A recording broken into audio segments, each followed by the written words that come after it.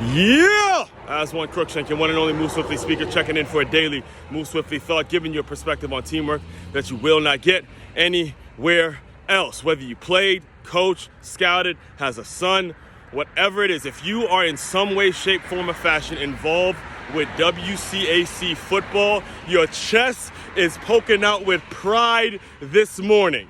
Wow.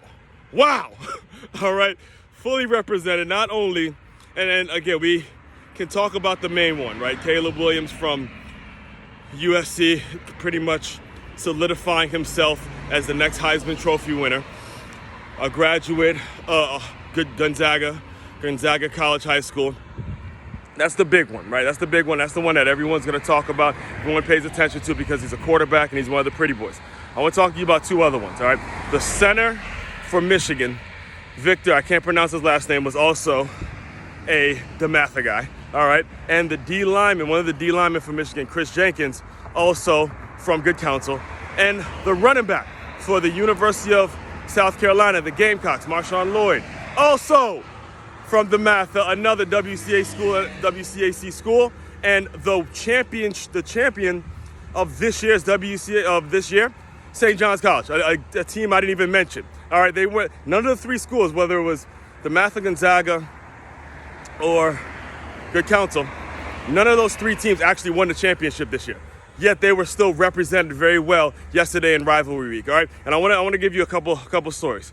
This is one. The first one is when I was a player. All right? I was a player, played at Good Counsel, and I remember the best game I had was actually against Gonzaga. All right, and this was the year, we had a ton of other recruits. College coaches weren't looking for me, at least none of the big time programs. I was more of a D2 FCS type of a guy, right?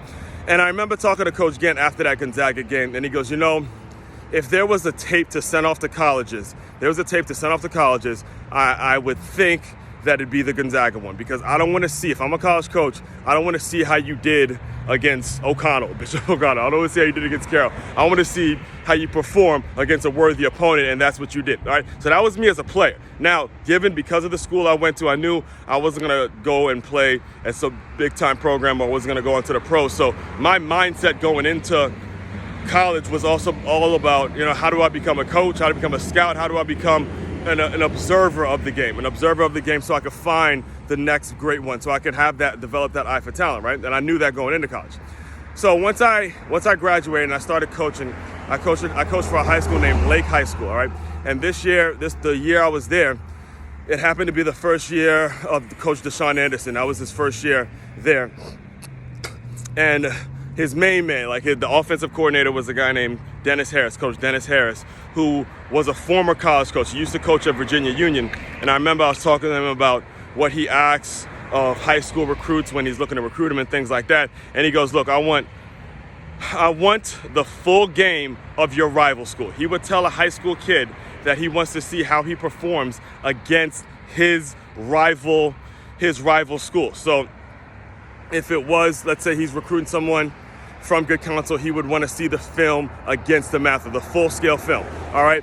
Worthy opponents, and that's how you get ahead. Again, that's what it's all about. It's not even a matter of, Maryland just got so many talented guys. We all know, talent comes from all over the world, and it's pretty much all about where you live and things like that. But how are you going to get better? You're only going to get better when you're facing worthy opponents, and that's, in my opinion, why you're seeing so many young cats from the DMV excel when they have that talent. In fact, I'll give you another story. This was actually when I was with FBU, and I remember I was having a conversation with downtown Freddie Brown, who's actually, I just saw this post, he's a college coach at Johnson T. Smith, if I'm not mistaken. He was talking to me about when he's from South Carolina, and he was talking about how sometimes DeMatha would come out and play some of the top schools from South Carolina, and this was back in the day where Maryland got no respect for football and things like that. And he was telling me how, it'd be a guy like a Tino Ellis. So Tino Ellis is another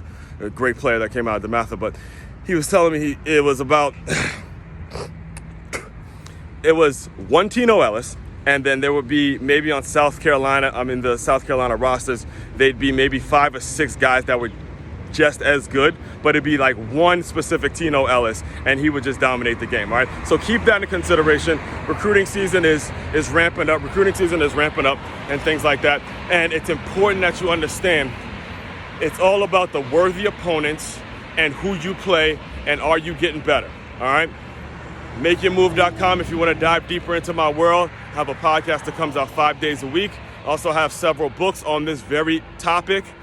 Also the Plus LY merch, the hiring seminars, the Move Swiftly workshops, everything in the Run Club that I will be getting going really, really soon. So be on the lookout for that as well.